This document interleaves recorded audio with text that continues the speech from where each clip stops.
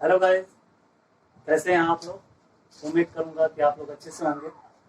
और यूट्यूब पर मेरा ये दूसरा वीडियो व्यंजन से संबंधित कुछ इंपॉर्टेंट क्वेश्चन को लेकर के।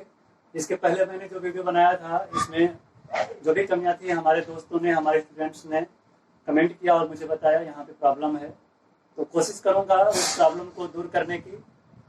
और आप मेरे चैनल को सब्सक्राइब जरूर करें और वीडियो अंत तक देखें, क्योंकि व्यंजन का इसमें जितने भी क्वेश्चन आपसे पूछे जा सकते हैं वनडे एग्जाम में, बीटीसी में या किसी भी कॉम्पिटिटिव एग्जाम में जहाँ पे हिंदी की बात आती है, तो वहाँ पे जितने भी क्वेश्चन आपसे पूछे जा सकते हैं सारे क्वेश्चन आपके इस वीडियो के द्वारा दिया जाएगा और वीडियो लास्ट तक जरूर देखिएगा। आइए बात करते हैं व्यंजन की। व्यंजन कहते किसे हैं, तो इसमें मैंने लिखा हुआ है कि स्वर की सहायता से बोले जाने वाले वर्ण जो होते हैं वे कहलाते हैं व्यंजन। या हम कह सकते हैं कि ऐसे वर्ण जो बिना स्वर के उच्चारित नहीं हो सकते उन्हें हम व्यंजन वर्ण कहते हैं। और अगर हम बात करते हैं हिंदी में मूल व्यंजनों की संख्या पर, तो मैंने यहाँ पर लिखा है कि हिंदी में मूल व्यंजनों की जो संख्या होती है वह 33 होती है, यानी 33 होती है। और इसके बाद मैं आपको बताऊंगा कि व्यंजन के भेद कितने होते हैं। तो हमारे हिंदी में व्यंजन के मूल रूप से 3 भेद होते हैं। एक आपका होता है स्पर्श व्यंजन, एक होता है अंतस्थ व्यंजन और तीसरा होता है ऊष्म व्यंजन। क्वेश्चन आप लोगों से पूछा जाता है कि निम्नलिखित में से व्यंजन का भेद नहीं है, तो स्पर्श व्यंजन देगा, अंतस्थ व्यंजन देगा, ऊष्म व्यंजन देगा, संयुक्त व्यंजन देगा।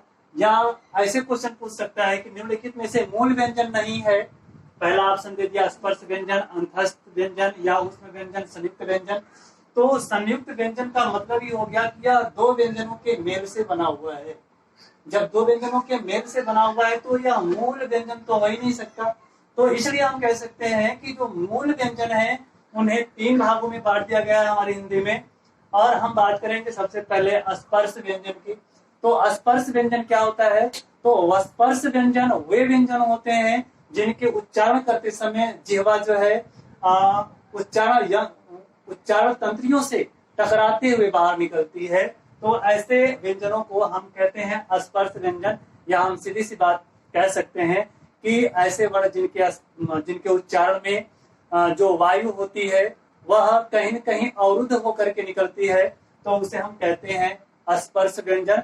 स्पर्श व्यंजन को 5 वर्गों में बांटा गया। क्वेश्चन पूछा जाता है कि स्पर्श व्यंजनों को कितने वर्गों में बांटा जाता है, तो स्पर्श व्यंजन को 5 वर्गों में बांटा गया है और प्रत्येक वर्ग में 5 अक्षर होते हैं। ये भी क्वेश्चन इंपॉर्टेंट है कि व्यंजन के प्रत्येक वर्ग में कितने वर्ण होते हैं, तो 5 वर्ण होते हैं। जैसा कि मैंने यहाँ पे लिखा हुआ है, स्पर्श व्यंजन के 5 वर्ग होते हैं, क वर्ग, च वर्ग, ट वर्ग, त वर्ग और प वर्ग।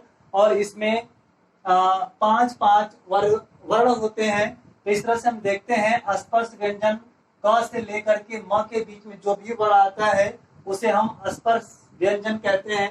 तो क्वेश्चन पूछा जाता है कभी कभी कि हिंदी में स्पर्श व्यंजनों की संख्या कितनी होती है, तो हिंदी में स्पर्श व्यंजनों की संख्या 25 होती है। इस बात को आप ध्यान रखेंगे। इसके बाद हम बात करते हैं अंतस्थ व्यंजन। अंतस्थ व्यंजन का मतलब वे व्यंजन जिनके उच्चारण में जिह्वा जो है पूरी तरह से स्वर यंत्रों से नहीं टकराती है, या हम कह सकते हैं कि थोड़ा सा अवरुद्ध होकर के, थोड़ा सा ही अवरुद्ध होकर के यह वायु बाहर निकलती है। या हम ये भी कह सकते हैं कि ऐसे वर्ण जिनकी स्थिति स्वर और व्यंजन के बीच की होती है। बात को ध्यान से सुनिएगा, ऐसे वर्ण जिनकी स्थिति स्वर और व्यंजन के बीच की होती है उन्हें हम कहते हैं अंतस्थ व्यंजन। इस बात का आप ध्यान रखेंगे। इसके बाद ऊष्म व्यंजन की हम बात करें, ऊष्म व्यंजन की बात अगर हम करते हैं तो इसमें आपको ये दिखाई देता है जब ऊष्म व्यंजन का आप उच्चारण करते हैं तो इससे जब किसी वर्ण का उच्चारण आप करते हैं तो वायु यदि गर्म निकलती है तो उसे हम कहते हैं ऊष्म व्यंजन। इसके उच्चारण में ऊष्मा बाहर आती है, इसलिए इसका नाम ऊष्म व्यंजन रखा गया। तो इस तरह से आपका जो व्यंजन के भेद 3 आपको बताया मैंने, स्पर्श व्यंजन, अंतस्थ व्यंजन और ऊष्म व्यंजन, इसे आप ध्यान रखेंगे। उसके बाद बात आती है संयुक्त व्यंजन की। संयुक्त व्यंजन में क्या होता है कि इसमें दो वर्ण आपस में मिल करके एक वर्ण का निर्माण करते हैं। तो यहाँ पे क्षत्रिय जो होता है वह क और मूर्धन्य वाले स से बनता है। एक बात और आप ध्यान रखेंगे कि कभी कभी क्वेश्चन में पूछा जाता है कि क्षत्रिय छ का जो वर्ण है कैसे बनता है, किसके मेल से बनता है। तो कभी कभी क्या करेगा, यहाँ पर भी हलंत लगा देगा, तो यह क्वेश्चन आपका गलत हो जाएगा। जब यहाँ पर हलंत लगाएगा तब यहाँ पर आपका अ बाहर निकालेगा, तब सही रहेगा। या तो आपको यदि बाहर नहीं निकालता है तो इसके नीचे आप हलंत नहीं लगाएंगे, यानी ये कंडीशन आपका सही है। यदि इसके अतिरिक्त अगर ऑप्शन में इसके में प्लस अ करके देता है, यदि इसके नीचे हलंत है तभी वह ऑप्शन सही होगा, अन्यथा वह ऑप्शन आपका गलत होगा। कई लोग देखिए त्र वर्ण का जो निर्माण होता है वह आधा त और र से होता है। ग का निर्माण आधा ज और य से होता है। स्र का निर्माण बड़ा वाले स और र से होता है। तो इस बात को आप हमेशा ध्यान रखेंगे। ज्यादातर परेशानी आपको ज्ञ में आती है, क्योंकि ज्ञ का उच्चारण यह होता है, तो लोग इसी को मान लेते हैं कि ग और य के मिलने से ज्ञ का निर्माण होता है, जो कि ऐसा नहीं होता है। इसके बाद अगर हम बात करते हैं अन्य व्यंजनों की, तो इसमें आप ये देखते हैं कि कभी कभी क्वेश्चन पूछा जाता है कि इस ड़ और ढ़ को कौन सा वर्ण या व्यंजन कहा जाता है। तो इन्हें उत्क्षिप्त व्यंजन या द्विगुणी व्यंजन भी कहा जाता है। उत्क्षिप्त का मतलब होता है उठ करके गिरना। उठ करके गिरना का मतलब इन वर्णों के उच्चारण में जीवा जो है उठ करके गिरती है, इसलिए इन्हें उत्क्षिप्त व्यंजन भी कहा जाता है और इन्हें द्विगुणी भी व्यंजन भी कहा जाता है। एक बात और ध्यान रखेंगे, यहाँ पर पंचमाक्षर और यहाँ पर यह दोनों में अंतर है। क्वेश्चन पूछ देता है कभी कभी निम्नलिखित में से पंचमाक्षर है, पहला ऑप्शन ये दे देता है, तो कितने लोग कंफ्यूज हो जाते हैं कि जो अंग्या होता है उसमें बिंदी सामने होती है या नीचे होती है। तो आप हमेशा ध्यान रखेंगे अंग्या में बिंदी जो है हमेशा सामने होती है, और जो उत्क्षिप्त व्यंजन वाला अ होता है उसमें बिंदी नीचे होती है। इसी के साथ मैं आपको और बता दूं कि च वर्ण को स्पर्श संघर्षी वर्ण भी कहते हैं। ये बात वेरी इंपॉर्टेंट है कि किस वर्ग के अक्षरों को स्पर्श संघर्षी कहा जाता है। तो च वर्ग के वर्णों को या व्यंजनों को हम स्पर्श संघर्षी के नाम से भी जानते हैं। इसके बाद नीचे है आगत या गृहीत व्यंजन। आगत व्यंजन या गृहीत व्यंजन किसे कहते हैं? ऐसे व्यंजन जो किसी अन्य भाषा से हमारे हिंदी में प्रयोग किए जाते हैं या आए हुए हैं, उन्हें हम आगत व्यंजन कहते हैं। जैसे हमारे हिंदी में व्यंजन की अगर हम बात करते हैं तो क, ख, ग, ज, फ, ये जो वर्ण हैं और इनके नीचे जो प्रयोग किया गया इसे हम नुक्ता कहते हैं। यानी नुक्ता से लगा हुआ कोई भी शब्द यदि हो तो वह आगत व्यंजन के अंतर्गत होता है। और मैं आपको एक और बात बता दूं, आप इस वर्ण का प्रयोग जानते होंगे, यह भी एक आगत व्यंजन है, सॉरी आगत स्वर है, जो कि कहां से आया? ये अंग्रेजी भाषा से आया, ये अंग्रेजी भाषा से आया है। जबकि यह आगत व्यंजन जो होता है अरबी फारसी शब्दों से आया हुआ है। तो अगर आप चाहें, अभी इसमें बहुत सारी बातें हैं, अगर आप चाहें तो इसका स्क्रीनशॉट ले सकते हैं। और हाँ, वीडियो अंत तक जरूर देखिएगा।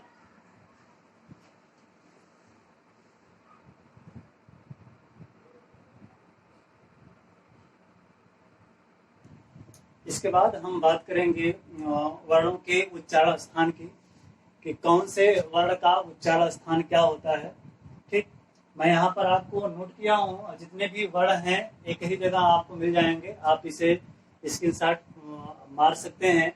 और इसके पहले मैं आपको बता दूं ये है क्या, इसको मैं आपको समझा दूं कि यहाँ पर आपको लिखा हुआ है कि अपोह विसर्जनीय नाम कंठ।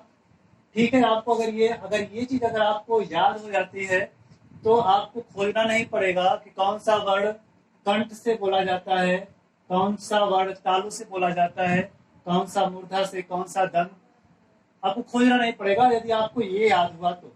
अगर नहीं भी याद है तो थोड़ा सा आपको मेहनत करनी पड़ेगी। तो मैं बता दूं आपको, जैसे ये आपका अपोह विसर्जनीय नाम कंठ है, तो यहाँ पे अ लिखा हुआ है, तो अ का मतलब मैंने यहाँ अ लिख दिया, थोड़ा नहीं चल रहा है। ठीक, अ हो गया। उसके बाद को लिखा हुआ है यानी क वर्ग हो गया।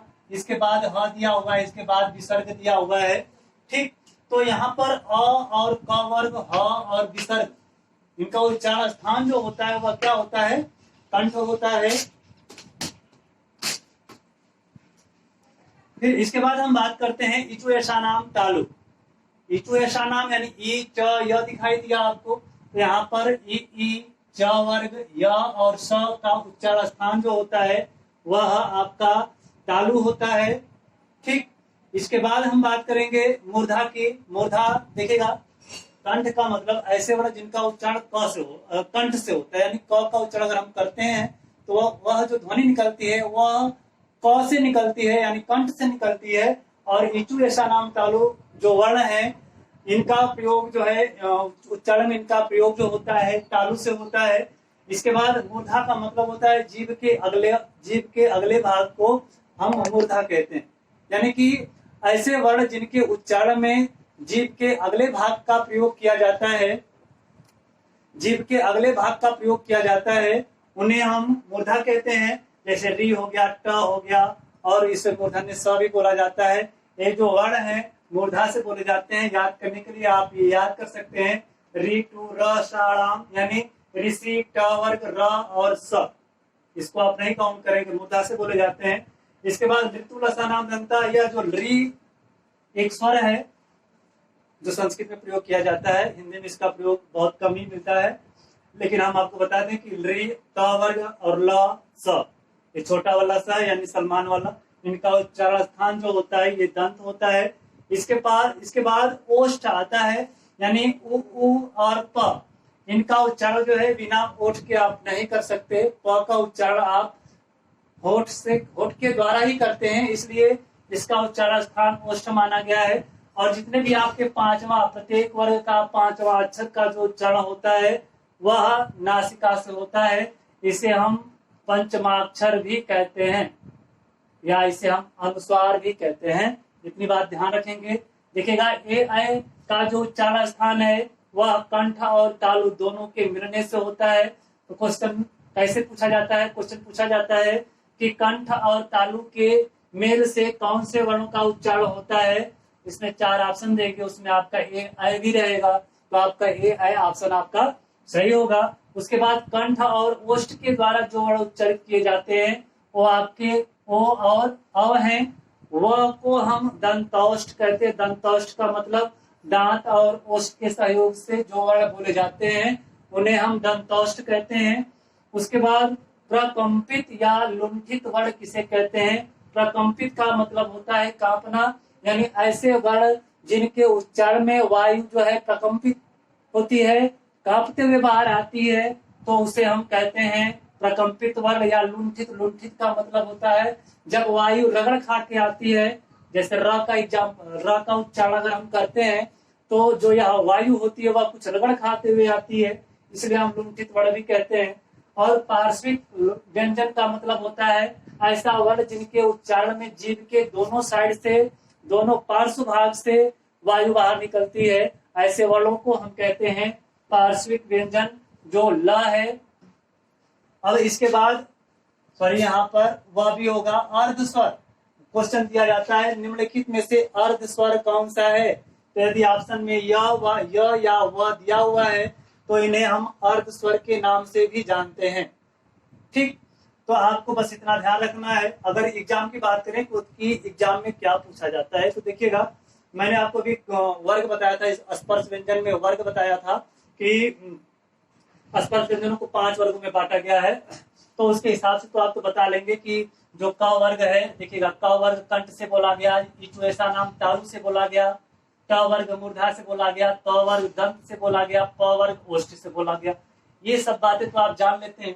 बाकी पूछता आपसे है ह का उच्चारण स्थान पूछेगा, स का पूछेगा, इस स का पूछेगा, इस स का पूछेगा। तो आपसे पूछने वाली जो चीज है ये आपको मैंने राउंड कर दिया है, ये इंपॉर्टेंट है। इन सब का उच्चारण स्थान कई बार पूछा गया है। ठीक, तो इसे आप चाहे तो स्क्रीनशॉट ले सकते हैं। इसके बाद अभी आप वीडियो लगातार देखिएगा, कहीं जाइएगा मत, अभी और भी सारी बातें आपको मिलेंगी। ठीक है, स्क्रीनशॉट आप अभी मार सकते हैं इसको।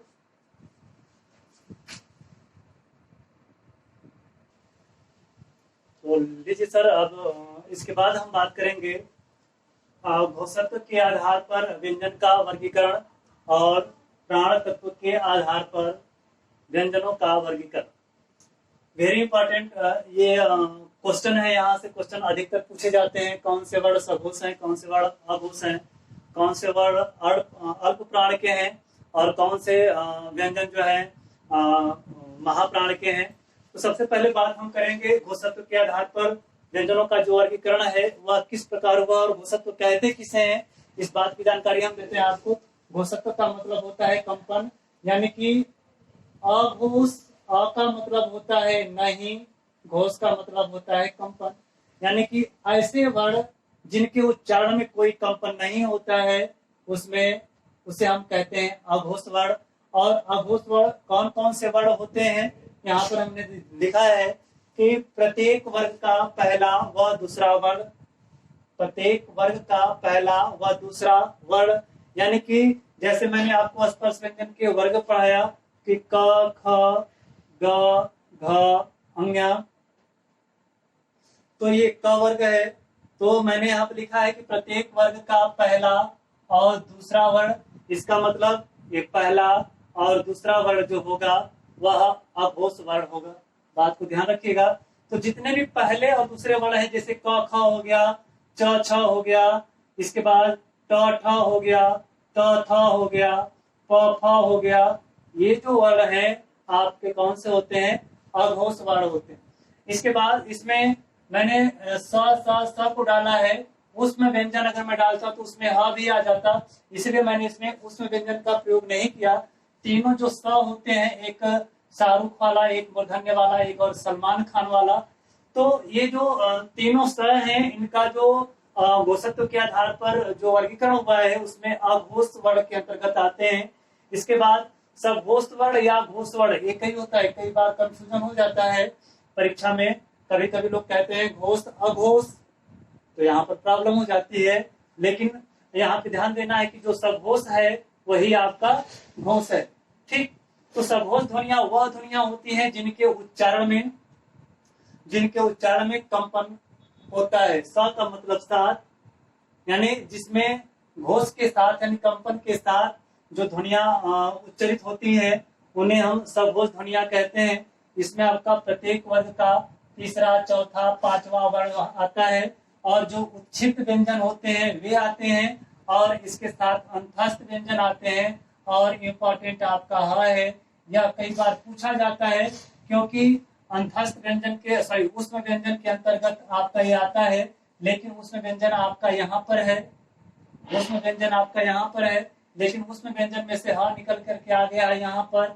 इंपॉर्टेंट है, कई बार क्वेश्चन पूछा गया है। ठीक, इसके बाद हम बात करेंगे प्राण तत्व के आधार पर व्यंजनों का वर्गीकरण। तो प्राण का मतलब यहाँ पर वायु से है, यानी ऐसा वर्ण जिनके उच्चारण में कम वायु, अल्प का मतलब होता है कम, यानी कम वायु का प्रयोग जिस वर्ण के उच्चारण में होता है उसे हम अल्प प्राण वर्ण कहते हैं। और महाप्राण का मतलब जिस वर्ण में ज्यादा वायु का प्रयोग होता है उसे हम महाप्राण वर्ण कहते हैं। तो प्रत्येक वर्ग का पहला, तीसरा, पांचवा वर्ण जो होता है वह अल्प प्राण होता है। और अंतस्थ व्यंजन या ल, ल, व और अंग्या नहीं है, ये क्या है, पेड़ वाला ड़ है। इनका जो प्राण तत्व के आधार पर जो वर्गीकरण किया गया है उसमें ये लोग आते हैं किसके स्थान पर, अल्प प्राण के स्थान में। इसके बाद महाप्राण की बात करते हैं। महाप्राण का मतलब ही होता है ऐसे वर्ण जिनके उच्चारण में ज्यादा से ज्यादा वायु का प्रयोग होता है। तो प्रत्येक वर्ग का दूसरा, चौथा और पांचवा वर्ग और उसमें व्यंजन, और उसमें व्यंजन का मतलब ही हुआ स और पढ़ना वाला जो ढ़ होता है, जिसका जो ये वर्ण जो होते हैं महाप्राण के अंतर्गत होते हैं। जैसे मैं बता दूं कि यहाँ पे हमने लिख दिया क वर्ग के वर्ण को क ख ग ग घ और अंग्या। तो इसमें आपका ये पहला वर्ण, तीसरा वर्ण, पांचवा, पहला, तीसरा, पांचवा ये अल्प प्राण है, यह अल्प प्राण है। और इसके बाद ख और घ यानी दूसरा और चौथा, इस तरह से आप काउंटिंग भी कर सकते हैं। अल्प प्राण, महाप्राण, अल्प प्राण, महाप्राण, अल्प प्राण। अल्प प्राण से शुरू करके, यानी इसमें कम वायु का प्रयोग, इसमें ज्यादा का, इसमें कम का, इसमें ज्यादा का, इसमें कम का। ठीक, इस तरह से आपका व्यंजन से संबंधित जो भी क्वेश्चन थे आज पूरे हुए। और आप वीडियो को लाइक जरूर करिएगा अगर पसंद आए तो, और इसे शेयर करना ना भूलिएगा। और एक बार और रिक्वेस्ट करूंगा आपसे कि मेरे चैनल को सब्सक्राइब जरूर कर दें, क्योंकि इसके बाद जो भी अब वीडियो बनेगा वो आपके कॉम्पिटिटिव एग्जाम के लिए काफी मददगार साबित होगा। और तब तक के लिए इजाजत चाहूंगा, अगले वीडियो में फिर से मुलाकात होगी आपसे।